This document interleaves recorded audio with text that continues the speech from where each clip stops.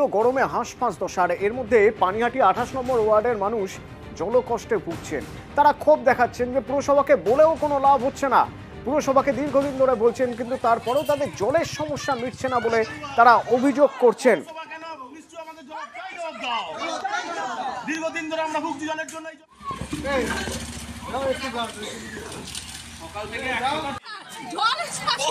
জল নেই।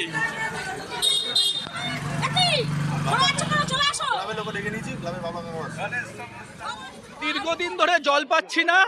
প্রথমে বললো গঙ্গা অ্যাকশন লাইন নাও, সবাই টাকা খরচা করে নিয়েছে, কেউ জল পাচ্ছে না। 2500 টাকা করে প্রত্যেকে দিয়েছি। প্রত্যেকটা মানুষ এদিক ওদিকে ছুটোছুটি করছে। রাস্তার কল, সে তো অবস্থা খারাপ, বাড়িতে কাউর জল যাচ্ছে না। আজ 3 দিন জলই আসছে না। পৌরসভাকে তো প্রচুর জানানো হয়েছে, পানিহাটি পৌরসভা কোনো কর্ণপাত করছে না। এখন চাইছি জল।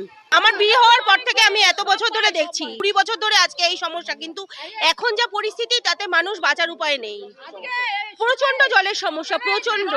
না সকালে জল আসে, না দুপুরে জল আসে, না বিকেলে জল আসে।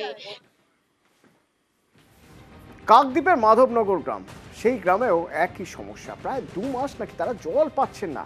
পানীয় জলের কল, টিউবওয়েল রয়েছে এলাকায় 3টে, কিন্তু সেই টিউবওয়েল থেকে জল উঠছে না। শুধু তাই নয়, টাইম কল থেকে যে জল আসার কথা সেই জলও আসছে না বলে তাদের অভিযোগ।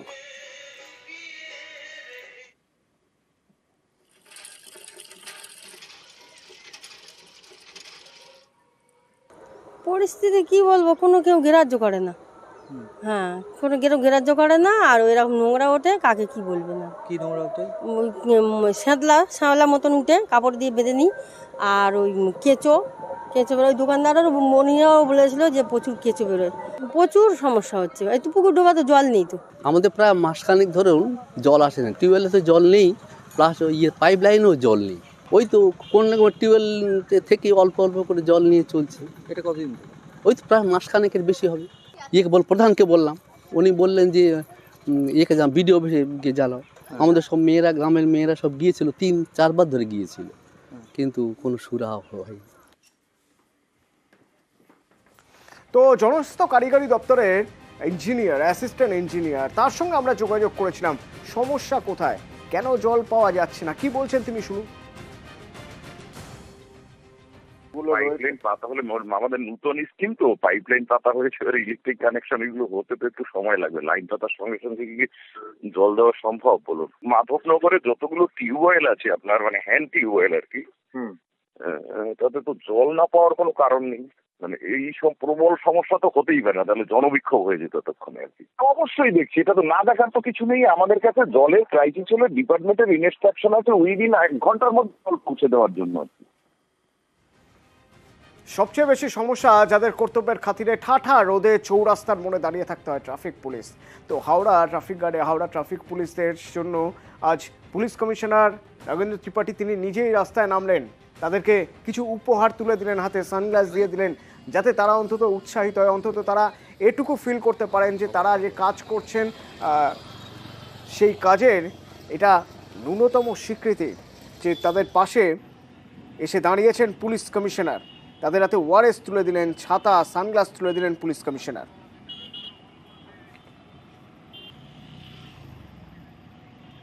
অফিসে বসে কাজ করার নেই, আমাদের তো ফিল্ড জবই বেশি থাকে।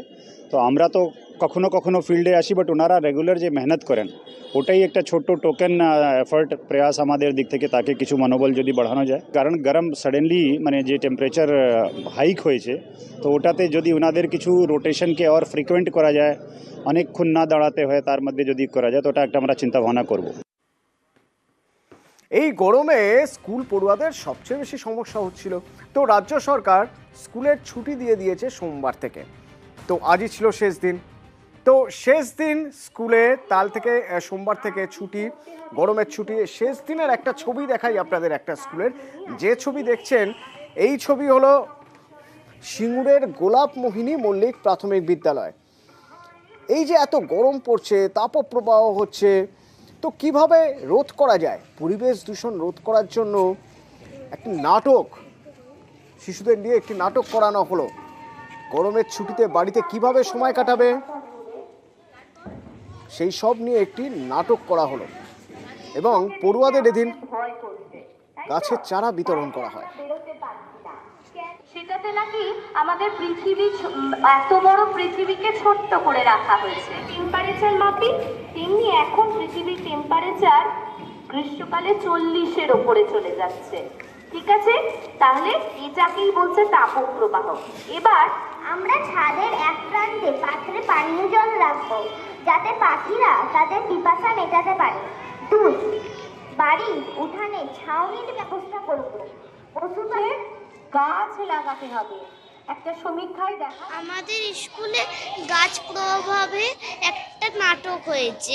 নাটকটা গরমের জন্য অনেক কিছু বোঝানোর জন্য এই নাটকে বললো যে গাছ কাটলে চলবে না, 600 কোটি গাছ লাগাতে হবে। গরমে বেরোলে চলবে না, খুব দরকার না থাকলে বেরোনো উচিত না। আমরা স্কুলে অনেক কিছু গরমে কি পড়তে হয়, কেমন খেতে হয়, কি খাওয়া উচিত নয় এসব শিখলাম। কত পরিমাণে জল খেতে হয়, ডাবের জল এসব খেতে হয়। তারপরে গরমে কি শরীর খারাপ হয়, পশুদের জল খাওয়া, খাবার দেওয়া, তারপরে ছায়া করা, এসব আমরা শিখলাম।